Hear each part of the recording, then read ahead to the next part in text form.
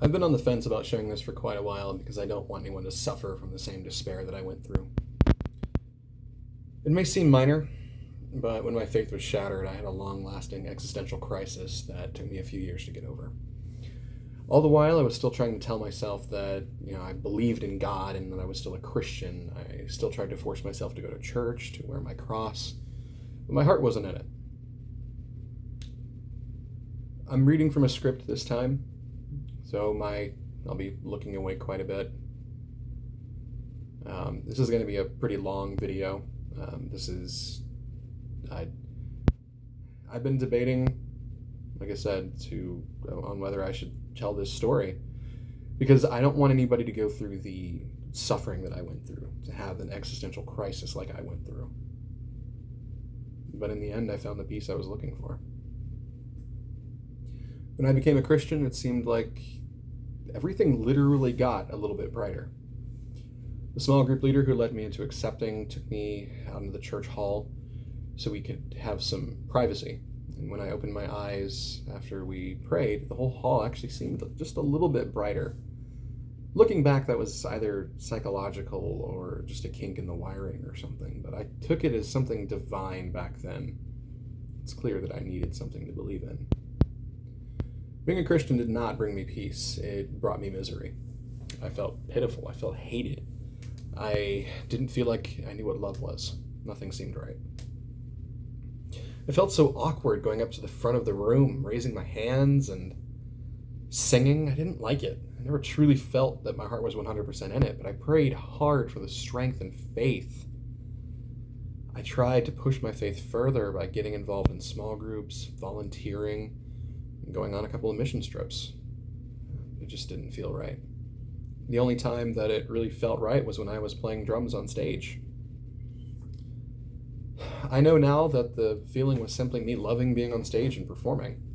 It was nothing more. I loved putting my all into my craft and absolutely hated it when we became worship by numbers. It was clear that some of the members of the worship team were in it for their own glory and even money, which just... They were upset that we weren't getting paid to play music for our group, an offshoot of the main congregation.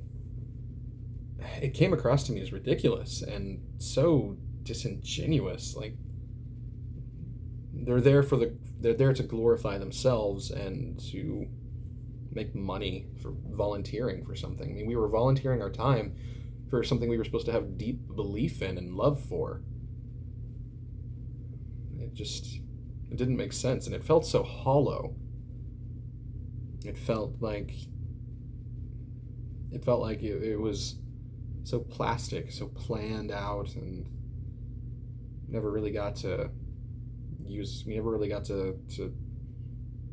I never felt like I got to give my all. Never truly put my passion into it. And it sucked because I tried. But when I did try, I was kind of shut down at times. My faith was shattered between 2011 and 2012. A well-meaning Christian friend showed me preterism. I believe I'm pronouncing that correctly now, which in a nutshell is the belief that the events of Revelation happened around the 1st century CE.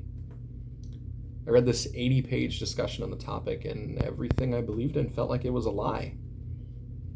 I didn't necessarily subscribe to the belief, but it still shook me to my core.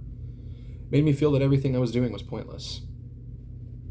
If we had already gone through the end times, what point was there in continuing to push myself further into my faith? What was the point in all my suffering? Were we already living in heaven and this was all there was? Were we living in the 1,000 years of suffering and it was just longer than actually 1,000 years? I mean, it seemed like everything I believed, everything I'd been taught was nothing. It was just hollow. And just a story. I reached out to some of the leaders that I trusted and even considered to be father figures to a degree. Only one out of the 6 or so, I don't remember how many, but it was somewhere between 4 and 6, responded to me. His response was painful. Rather than taking the time to shepherd one of his flock, who felt like he was being pushed away, he just told me that preterism was wrong and gave me a website that's was supposed to explain why it was wrong. He told me he didn't have time for it, didn't have the time for this. I took it as him saying, I don't have time for you. This was the senior pastor of the church, someone who had gone out of his way. Well, not really gone out of his way. He greeted everybody. He knew them all by name. Our church had several thousand members, and he knew me by name, despite the fact that I was never really in the main congregation. I was often student congregations and college congregations and small groups, but he still knew me.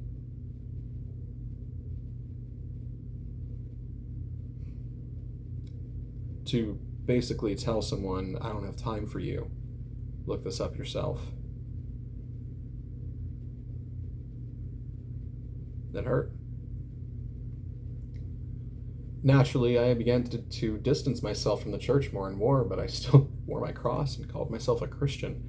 I still had occasional group sessions with two of my closest friends. I spoke to another good friend about religion and life in general on Sundays before I had to go to work. I tried, but my heart wasn't in it.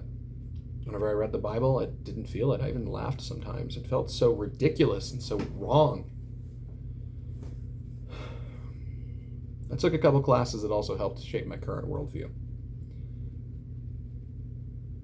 It opened up my eyes. I feel like the scales fell, as the verse goes. The first was a world religions class while I was working on my associate's degree. I learned from that class that there is so much about Christianity. It's just a carbon copy of other religions. It was just another in a long line of similar creation myths. And so many of them have very common themes. I mean, how do you know which one's the original? How do you know if that original is correct? There are hundreds, if not thousands, of religions out there, but yours is the correct one? They're all so similar. And there's even notions of, there being no mentions of Satan early on in the Torah, and then coming in after, the Jews encountered Zoroastrianism. So that's a potential view, it's a potential origin of Satan, not biblical. The second was a philosophy class while I was working on my bachelor's degree. I was required to take one, so I signed up for Marxism. I figured it'd be fascinating. The class was canceled at the last minute and replaced with existential philosophy. We were all given the choice to stay in it or get a full refund for the class, and I chose to stay. I'm really glad that I did. At first, none of it made sense. It was confusing. My grades were pretty poor. Nietzsche just seemed depressed. The myth of Sisyphus seemed absurd, but not capital A absurd. It just seemed lowercase a. It seemed ridiculous. And the idea of a perfect form beyond the realm of human senses seemed like it was a joke, It just didn't seem like something that was even remotely reasonable to believe in. I look back and I don't think Christianity is remotely reasonable to believe in. So, look how things have changed.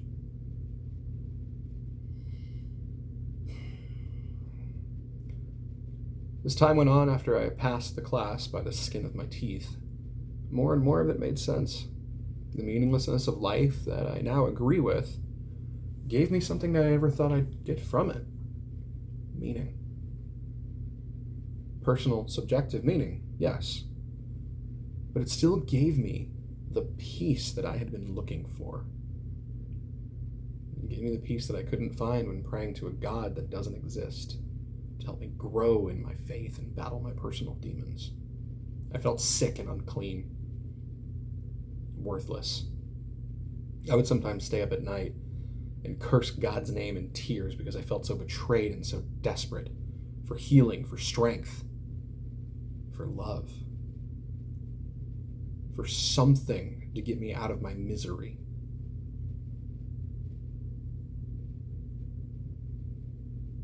Nothing.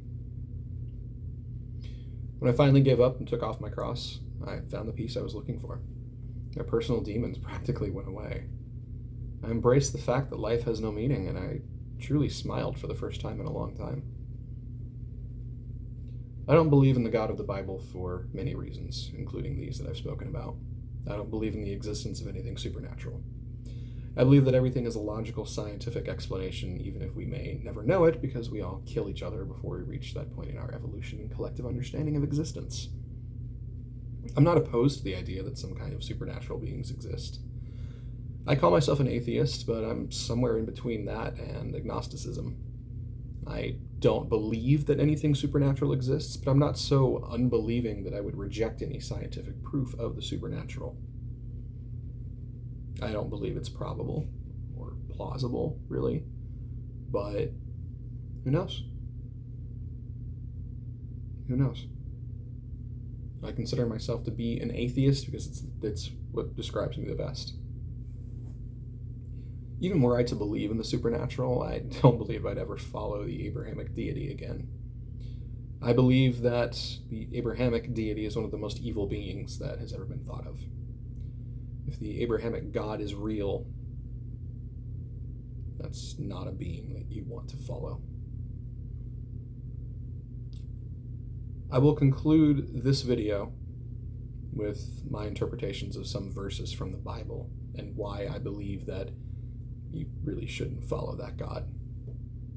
I will only be discussing Bible verses. I'm not knowledgeable enough about other religious texts to discuss them. Before I begin, I want to make it abundantly clear that although I detest religion in general, and especially Abrahamic faiths, I do not hate Christians, Jews, or Muslims, or anybody who has a belief in something beyond them. I have friends from many faiths, or lacks thereof, and I love them all dearly. I welcome open, honest discussion about things like this. I detest evangelism. I hate when people try to convert others, especially if it gets into that judgmental realm or hellfire and damnation kind of thing. I also despise when people refuse to acknowledge that they may be wrong, but the people? No. I'm not attacking Christians, Jews, Muslims, or any other religious people that are truly good people. I've met amazing people that believe in something. Norse pagans, Buddhists, Christians, Jews, Muslims, atheists, spiritual people, people that don't really subscribe to a specific religion but consider themselves to be spiritual, or that do believe there is something supernatural but they don't have a specific name for it. People that practice magic. I've met some truly wonderful people. I'm attacking religion itself, and specifically today, and probably only, the Christian faith. I do believe that religion has a valuable place in society, but mostly for historical and anthropological studies. But I also acknowledge that there's good that religion can do. I believe that the church that I used to go to, despite kind of betraying me in the end, has done some good. The 2 mission trips that I went on to Haiti were some of the highlights of my life, even though I was dealing with this existential crisis during the second one. My mother's church has a food pantry that they operate, and they've always seemed so pleasant, so welcoming. Every time that I've been there, because I used to volunteer with them a little bit too, they never, at least as far as I remember, never mentioned God. Never tried to convert people, they were just there giving out food for free. So I know that there are people out there who follow their faith, truly follow their faith. But you could also take that a couple different ways, since you'll see with the Bible verses that I'm about to go over. There are people who are good, who believe. There are people that are awful who believe. The same thing goes for people who don't believe. But I believe that religion is really at the root of a lot of evil, especially Christianity. This extends to Judaism and Islam. Again, I love you. I don't love your belief. And I am sorry.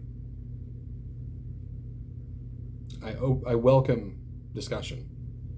And if you want to tell me, why I'm wrong, if you want to provide me with some evidence, maybe some context that I'm missing, both historical, secular, as well as religious, maybe I'm missing something in these verses, please tell me.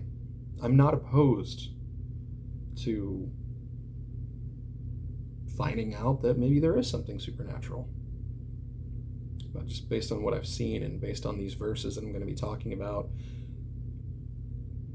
I have no reason to believe, and I instead have reason to feel that if you do believe in the Abrahamic deity, you should run from it. There are many more verses than the ones I'm going to go over. The Bible is full of violence and hatred and lust and the most heinous of things. For the sake of time, I'm going over a few that I have found particularly disturbing.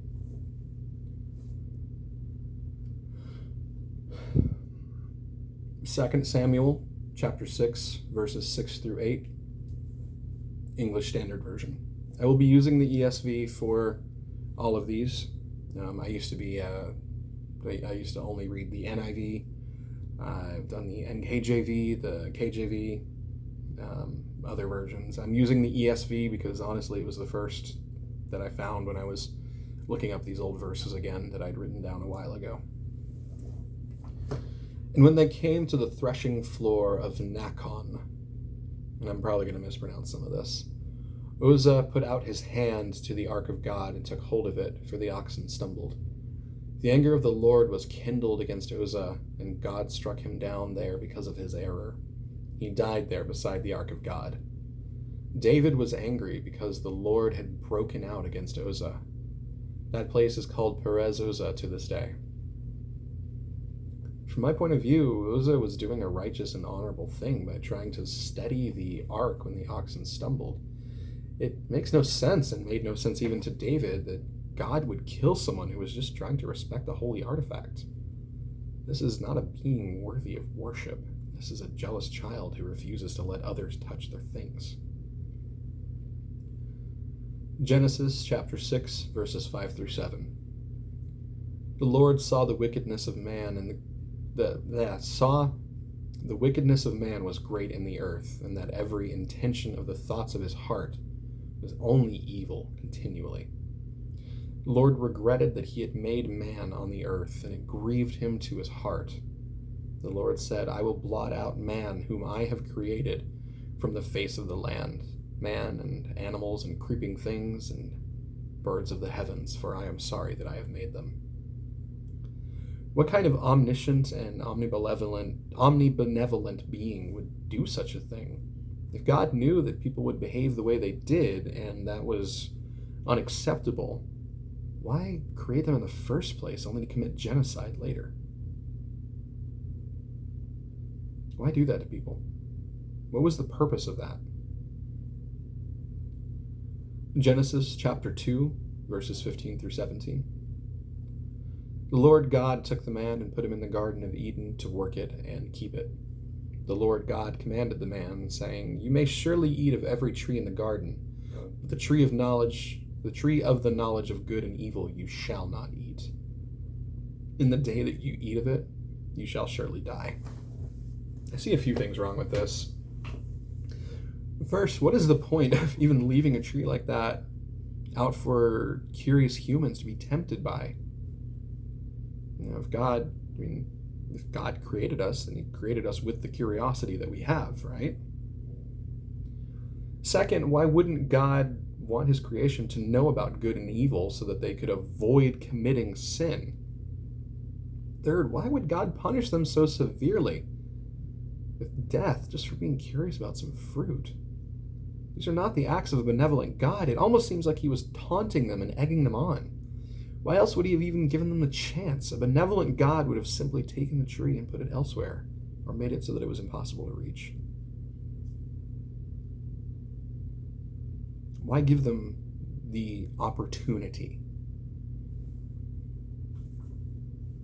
Isaiah chapter 13, verses 6 through 16. Wail, for the day of the Lord is near. As destruction from the Almighty it will come. Therefore, all hands will be feeble, and every human heart will melt. They will be dismayed. Pangs and agony will seize them.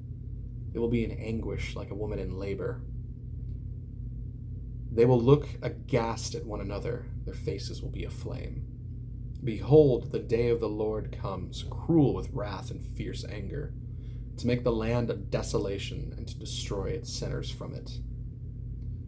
The stars of the heavens and their constellations will not give their light. The sun will be dark at its rising, and the moon will not shed its light. I will punish the world for its evil and the wicked for their iniquity. I will put an end to the pomp of the arrogant and lay low the pompous pride of the ruthless. I will make people more rare than fine gold, and mankind than the gold of Ophir. I will make the heavens tremble, and the earth will be shaken out of its place at the wrath of the Lord of hosts in the day of his fierce anger. Like a hunted gazelle, or like a sheep with none to gather them, each will turn to his own people, and each will flee to his own land. Whoever is found will be thrust through. Whoever is caught will fall by the sword.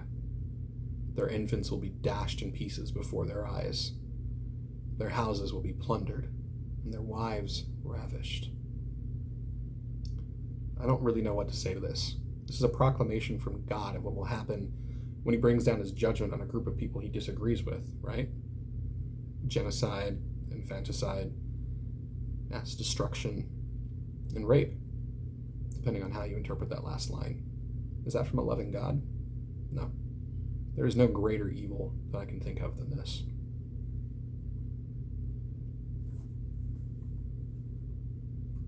Maybe this is the God that, people like certain priests and Adolf Hitler said that they worship. If I remember correctly, there were some times where Adolf Hitler said that he believed in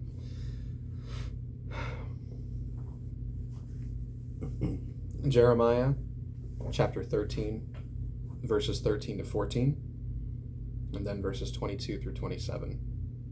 I'm skipping a bit in the middle here for the sake of time, but in my opinion the context is clear. Then you shall say to them, Thus says the Lord, Behold, I will fill with drunkenness all the inhabitants of this land, the kings who sit on David's throne, the priests, prophets, and all the inhabitants of Jerusalem. I will dash them one against another, fathers and sons together, declares the Lord. I will not pity or spare or have compassion, that I should not destroy them. If you say in your heart, Why have these things come upon me? This is where I skipped ahead. It is for the greatness of your iniquity that your skirts are lifted up and you suffer violence. Can the Ethiopian change his skin? I don't like the way that's worded. It just sounds very racist. Or the leopard his spots. It sounds like, it just sounds like, calling a certain person lesser. Then also you can do good who are accustomed to do evil. Basically saying that if you do evil, you can't do good because the Ethiopian can't change their skin and the leopard can't change their spots. I will scatter you like chaff driven by the wind from the desert. This is your lot, the portion I have measured out to you, declares the Lord. You have forgotten me and trusted in lies. I myself will lift up your skirts over your face, and your shame will be seen. I have seen your abominations, your adulteries and neighings, your lewd whorings on the hills in this field. Woe to you, O Jerusalem! How long will it be before you are made clean? There really isn't much more that needs to be said here. It's just shameful. This is not a good being. Willing to personally expose people because they had sex, because they did something that you disagree with. You're gonna,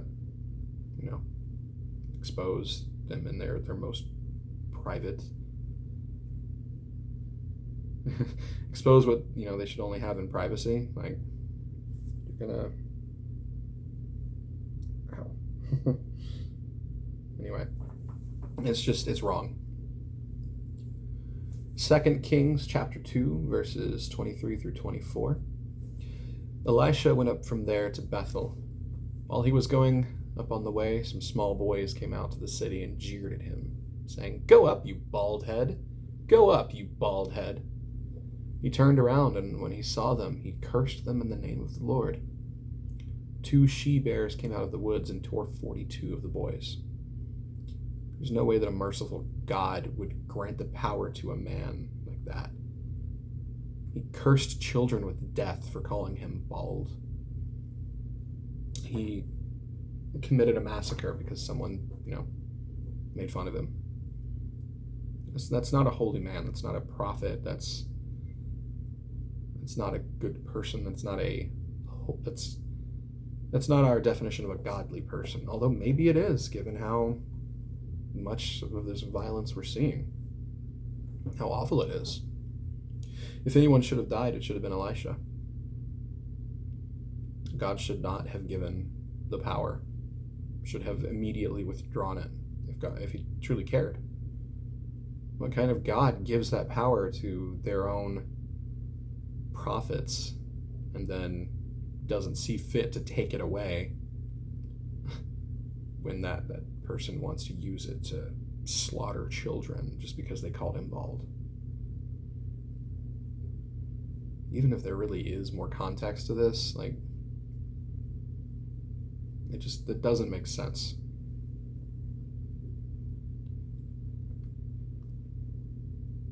It's going to get a bit worse here, although we already kind of went over, something really horrible in Isaiah chapter 13.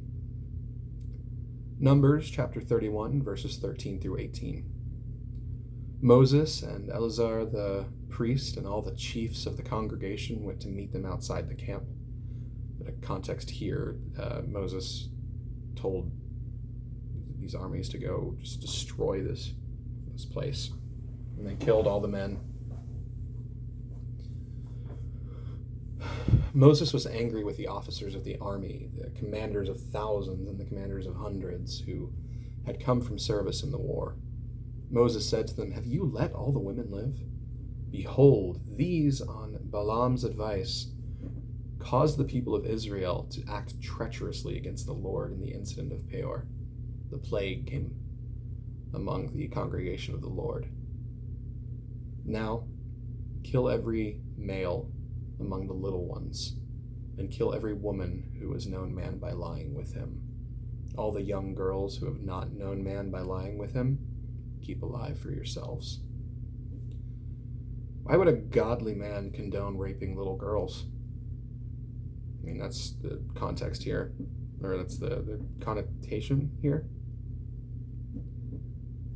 If God was truly merciful, he would have struck Moses down right there for even thinking such a thought. Instead, every girl that his army deemed to be a virgin was taken and enslaved to a soldier, likely for sexual purposes. Perhaps that's why so many priests end up, raping children, or just emulating their heroes. This is the last verse I'm going to go over before I end this video. Job chapter 2, verses 3 through 6. The Lord said to Satan, "Have you considered my servant Job? There is none like him on the earth, a blameless and upright man who fears God and turns away from evil. He still holds fast his integrity, although you incited me against him to destroy him without reason." Satan answered the Lord and said, "Skin for skin. All that a man has, he will give for his life. Stretch out your hand and touch his bone and flesh, and he will curse you to your face." The Lord said to Satan, "Behold, he is in your hand. Only spare his life." This supposedly loving God brutally tortured a man, allowed a man to be brutally tortured, just to prove a point and win a bet. This is, his favorite servant at this point, the person that he deems to be the most faithful, the godliest. Satan said, hey, let me mess with him. I can prove that he doesn't care about you. And God said, go on ahead, ruin his life. Don't kill him, but you can torture him. You can take everything else he has away. And we'll see who's right. Don't even get me started on the flood as well, and other Bible stories. Like, these are just some here. The God of the Bible is one of the most evil beings that has ever been created. The authors of the Bible likely had something seriously wrong with them for them to create such a disturbing story. It makes no sense to me that people follow this faith at all. The Bible is one of three things. It's a fairy tale, or a flawed manuscript that cannot be relied on, or a true account of the essence of evil itself. Pray that the latter of these is not the truth. If it is, hell will be preferable to heaven.